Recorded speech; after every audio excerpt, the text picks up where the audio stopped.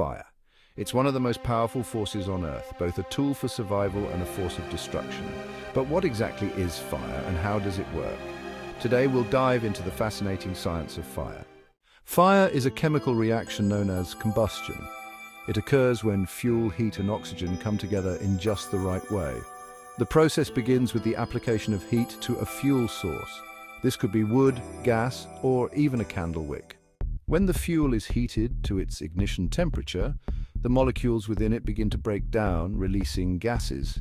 These gases mix with oxygen in the air, and if enough heat is present, the chemical bonds between the molecules break, producing a burst of energy in the form of light and heat. This is what we see as flames.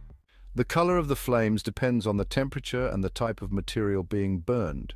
Cooler flames, like those from a candle, appear yellow or orange, while hotter flames, like those from a blowtorch, burn blue. Fire also creates byproducts, mainly carbon dioxide, water vapor, and ash. The heat generated by fire can be used for cooking, heating, and even generating electricity, but it must be carefully controlled. Unchecked, fire can spread rapidly, consuming everything in its path.